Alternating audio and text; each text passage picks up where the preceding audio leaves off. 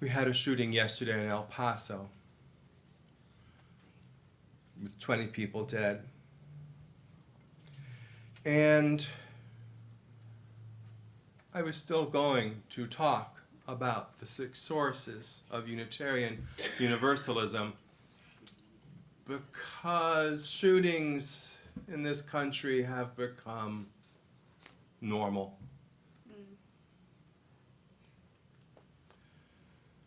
We have a routine. Shooting happens. We're all shocked. We tweet about it. We do Facebook posts about it. We offer our thoughts and prayers. We discuss it. We say it's not time to discuss it. We discuss it some more. We say it's still not time. It's too soon. And then we let it go.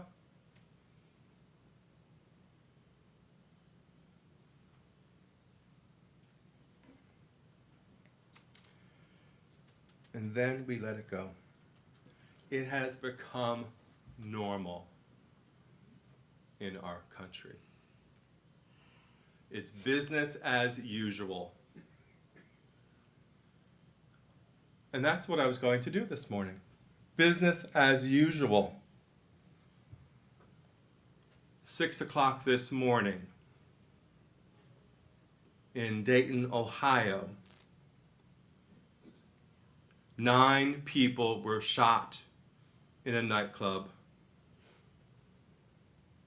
26 injured within 1 minute. The shooter was shot and killed.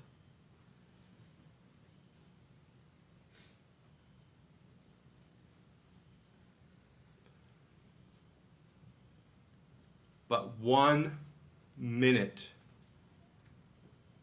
9 people dead, 26 people injured.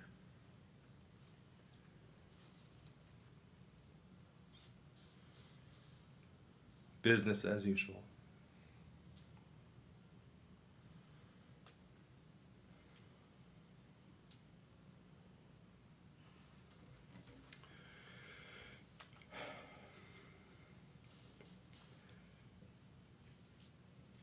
Business as usual.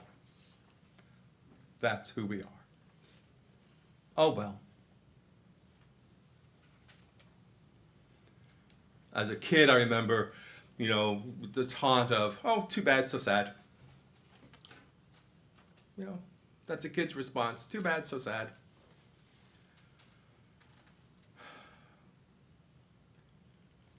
But this is where we are. We refuse to address this issue.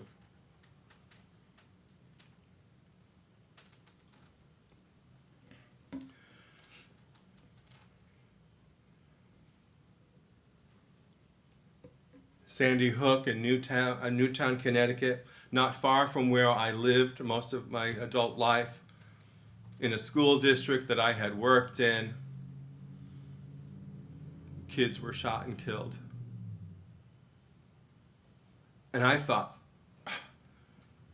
when we kill our children, we must do something. We've got to stop this. This is our children we're talking about. And no, we did nothing.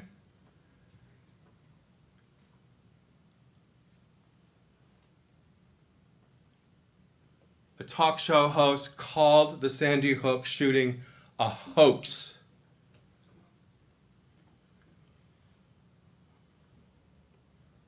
A hoax.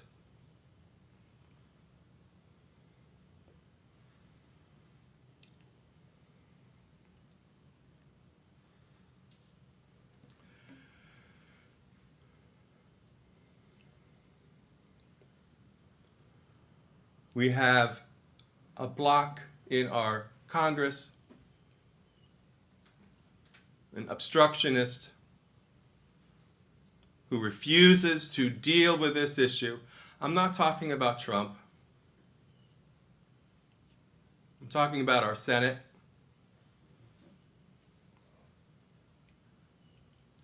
The House has passed gun legislation this year.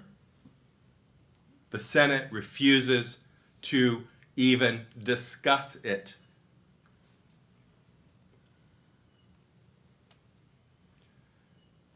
That's not democracy. That is not the country we were founded as. It's okay to have differences of opinion. It's okay to debate.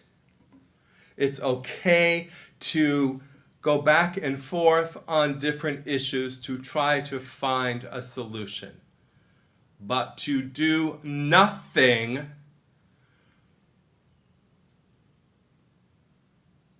is not who we should be as a people.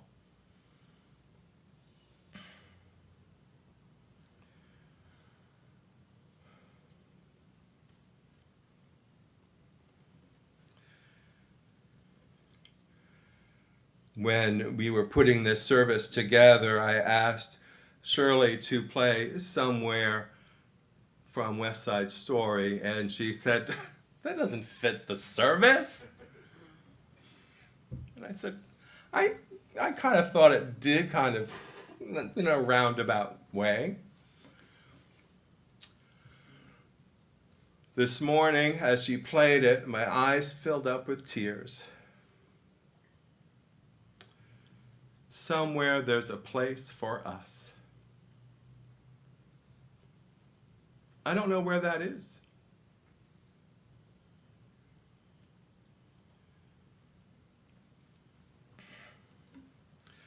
Shirley wanted to do Leonard Cohen's song Hallelujah.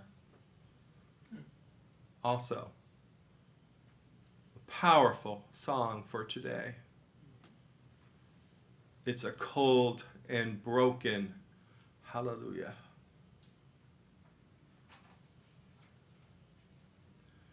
How do we go forward knowing that we live in a country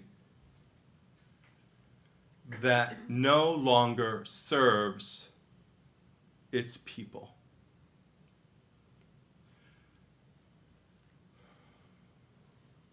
That feels and believes that corporations are more powerful and more deserving of their profits than the people who purchase them.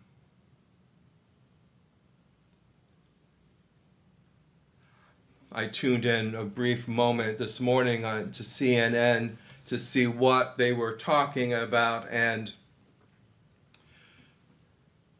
they were talking about the two shootings that happened this weekend. But they were also debating why it wasn't time to make a difference about this, why it wasn't time to have gun laws passed, to universal background checks, licenses to own guns, why it wasn't time to be more strict in that process, why it wasn't time to ban assault rifles. Both of these shootings were with assault rifles whose only purpose is for combat.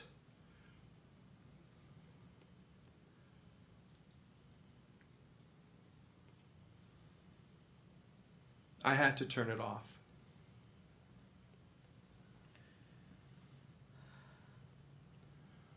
I had to turn the TV off because I could no longer stand to listen to the same arguments over and over again as to why we cannot stop this heinous violence in our country.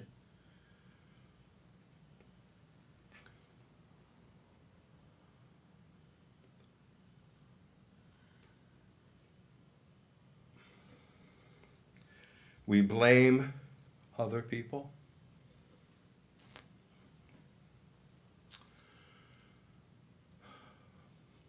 We blame them. We say, well, they were mentally ill. They had a mental illness. So it's a mental health issue. And therefore, very little can be done, maybe medication, maybe, that's not the issue. And it's not a mental health issue. I mean, it's a mental health issue in the larger sense, but the majority, 99.9% of all mass shootings that happened in this country were by white males. Someone in Dayton, Ohio said this is a white terrorist event.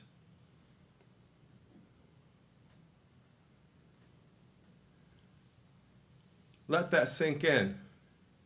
White terrorist. Not Muslim. Not Latino. That's who we've been blaming for terrorism in this country, for loss of jobs in this country, for all of our ills. Muslims, Latinos, immigrants. These are white males, born and raised in the good old USA.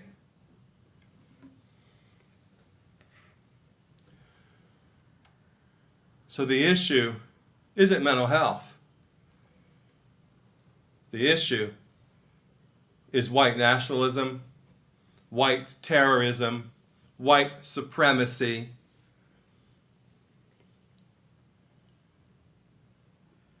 And we don't want to talk about it. We don't want to go there.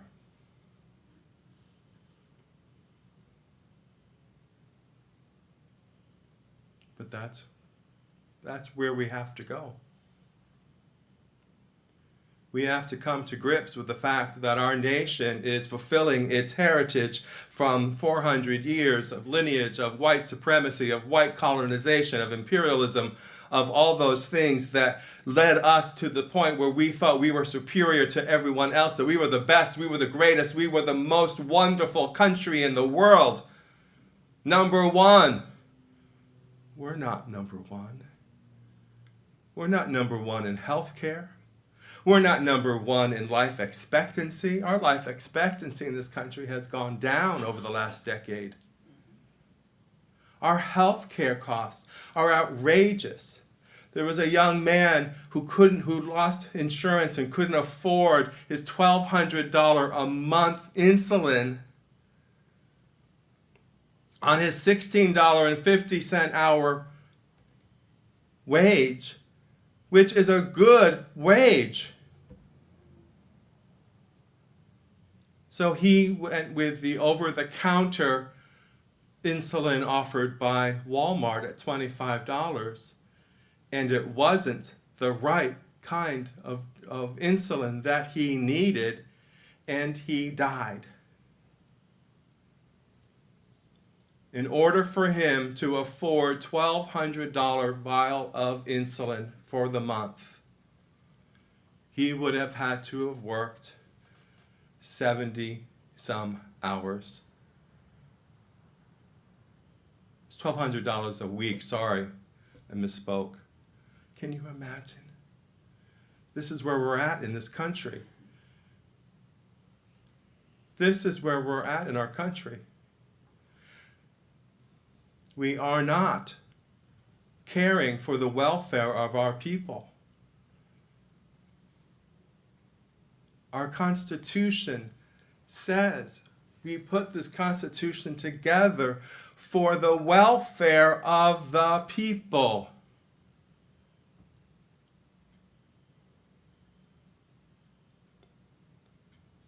We're not living up to our values. I know these are harsh words, and I know that they're hard to hear, and I know that it's not why you came to this morning to hear me talk and rant and rave about the evils of our country. And I'm not saying that because I'm a socialist. I'm not saying it because of that I want to destroy this country. No, I don't want to destroy this country. I am a patriot who loves this country, and it breaks my heart that this is how we treat one another in this country. That we are so afraid of one another that we have to travel 10 hours from Allen, Texas to El Paso, Texas to kill people who are different than we are. This is a war that is being started in this country. A war of terrorism, white terrorism. And if we aren't going to stop it, if we aren't going to stand up and stop it, then who will? And if we say, well, I'm not affected by that, it'll never happen here, well, my beloved friends, it already is happening here. We already have shootings here. Maybe not at the scale of El Paso or Dayton.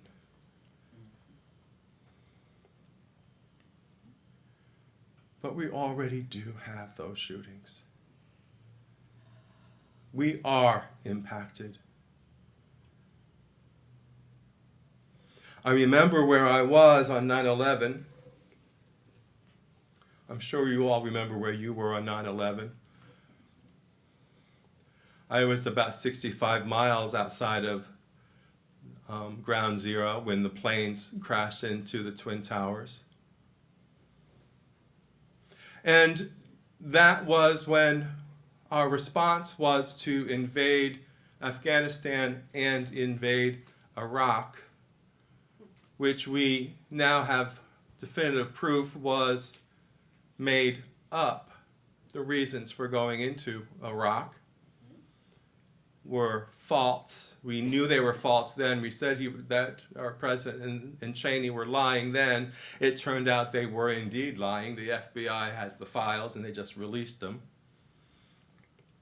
But we created fear against a group of people. We created ICE shortly thereafter, which has done nothing but bring more fear into this country. And they are not acting as just simply deporters of people who are in this country illegally or people who have committed heinous crimes in this country who do not have a legal status. They are using their power to separate families, to deceive their families, telling immigrants, refugees, that they're just taking their child for a bath and then the parents don't see them again.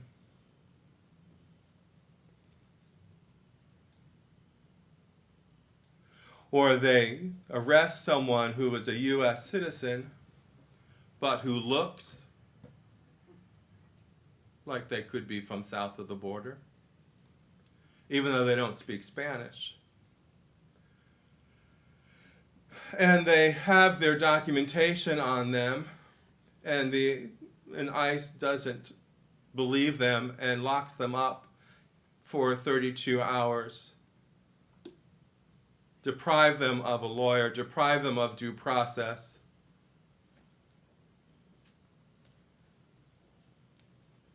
And we say, well, it happens. They're bound to make a mistake now and then. We've got a problem in this country.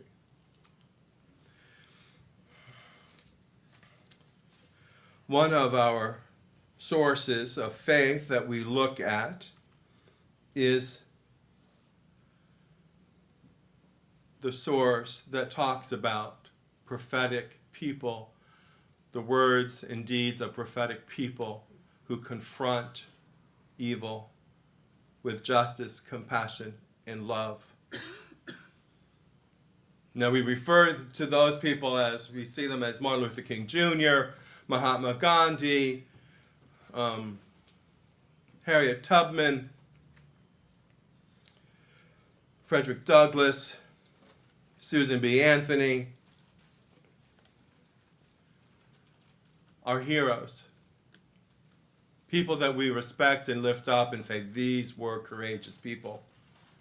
These were people who fought the good fight to make things different in this country, in this world. And so we lift those up here in this pulpit. We lift them up in other pulpits across the country. Not to just pat ourselves on the back and say, oh, look at us. We talked about Viola Liuzzo, who was killed by the KKK, but she was one of us. And she fought for voting rights in the 1960s. Aren't we wonderful? We had this one person. It's time for each of us to become Viola Liuzzo. It's time for each of us to become a person with a prophetic message and a voice to make a difference. No, I'm not suggesting that we go out and put ourselves in harm's way and be shot like Reverend James Reeb during the 1960s Bloody Sunday. I'm not making that suggestion. But I am suggesting that we rise up and make a voice, and we send that voice to the people who can make a difference.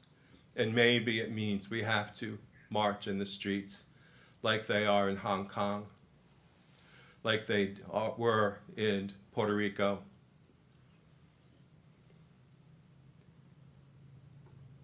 Because we need to do something that will change the direction this country is going in. And if we don't,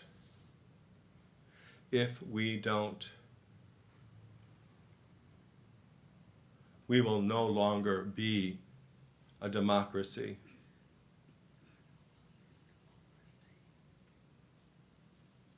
Because our voices won't matter.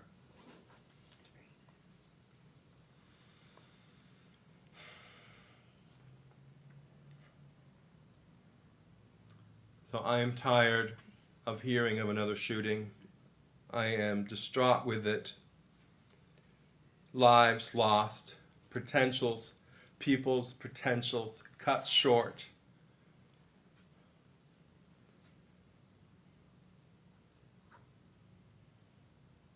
I keep thinking of the 6-year-old boy and at the Garlic Festival there with his family, have a good time to enjoy some fun, some activities, family activities with his family, and he was shot and killed in Gilroy.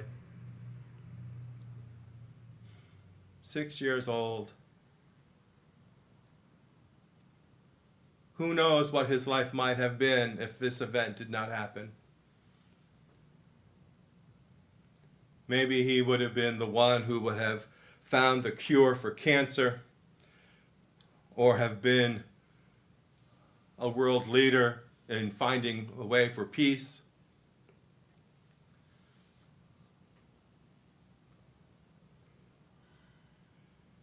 Or doing something else that's a humanitarian activity that would have made life easier for others. Maybe a new invention. Who knows what his life might have been, but we will never know. Nor will we ever know what the lives of those children in Sandy Hook might have been.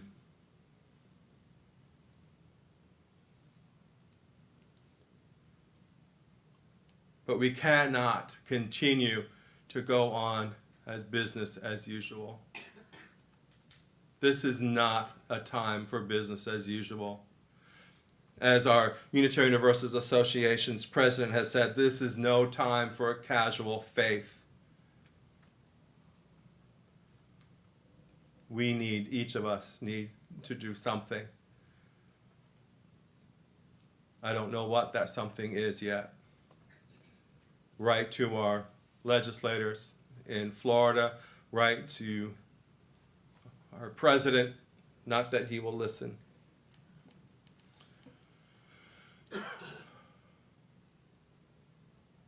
But we need to do something. We need to stop the hate.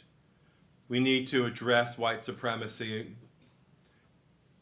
in this country. We need to tell people that just because somebody looks different than us does not mean that they're the enemy or that they're taking anything away from us.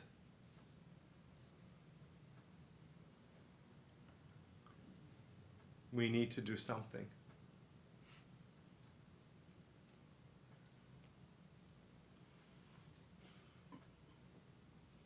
And we need to hang together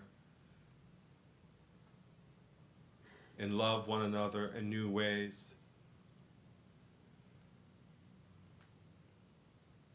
And encourage one another to be as loving and compassionate as possible. And encourage one another to speak out when we see white supremacy, when we see racism, when we see the kind of hatred that's being displayed in our country. We need something that will bring us back to a level of sanity and democracy in this country.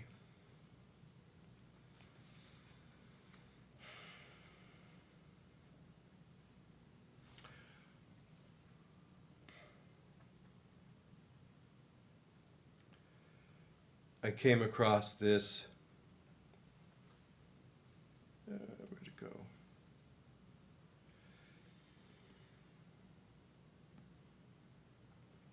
I came across this piece by Keith Cron, and I'm going to read it, and then we'll move on to our next piece. This is by Keith Cron. He's a minister, a UU minister. Today and forever, I grieve the loss of life. I grieve for the people who died in Gilroy, in El Paso, in Dayton. I grieve for their families, friends, and co-workers. I grieve for those who were there and feel both lucky and guilty that they survived while others died. We have witnessed another national tragedy. I grieve for all those directly and indirectly affected by today. I grieve for those who are reminded of their own losses, the parents and family in Newtown, Connecticut, in Columbine, Colorado, the church members of the congregations in Charleston, South Carolina, in Knoxville, Tennessee. All those who know someone who has been lost in mass shooting and feel the rise of emotion that a day like today produces for them. I grieve for those who have died and those who loved them, who died when we did not pay attention. Having served as a chaplain at San Francisco General Hospital, having been trained as a hospice volunteer during the AIDS epidemic, I watched many people die, whether they were homeless or gay or people of color, and no one really noticed. I grieve for police officers and safety officials who are trained in how to respond to mass shootings. I grieve for workers who must look at and remove the bodies, who try and keep the wounded alive, who must tell family members that someone they loved has died or been hurt. I grieve for the first responders who will never forget this day. I grieve for the reporters trying to tell a story while witnessing and listening to horrific details. I grieve for the parents who must explain today to their children. I grieve for parents who have wondered if they should have done more when they've seen hatred and anger come from their children. I grieve for the parents who simply turned away or encouraged the hatred and anger. I grieve for the parents who say they didn't see this coming from their children. I grieve for the schools that do not have the resources to educate and manage children, where they know some children will slip through the cracks. I grieve for those who believe there are sides and lines to be drawn. There are no sides. We all lost today. We move forward only by laying down our own sword of words and being with one another, of seeing each other's humanity and reminding ourselves that the responsibility to be a human being means remembering we are one human among billions of people on this planet. I grieve for a planet that forgets that a leading tenet of every major religion in the world is treat others as you would like to be treated.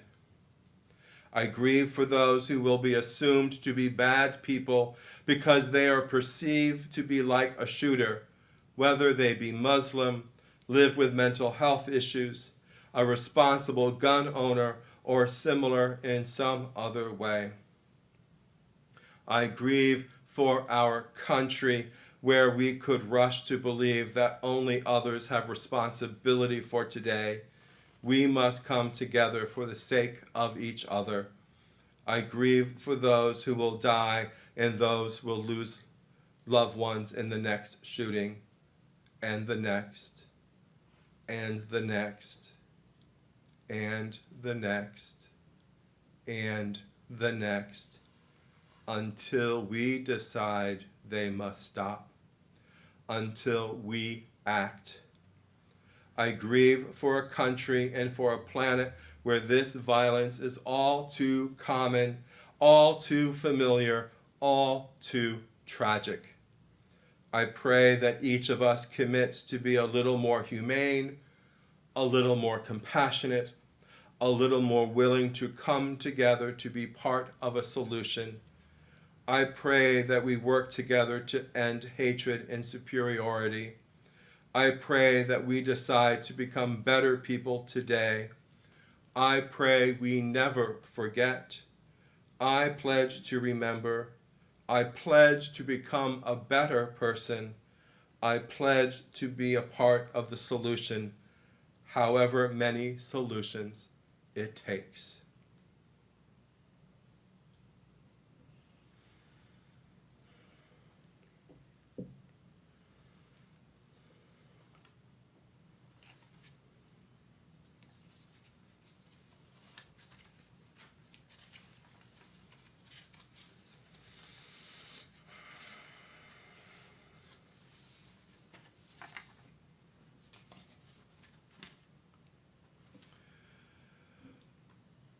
I'm going to ask Shirley to play a different hymn in our hymn book.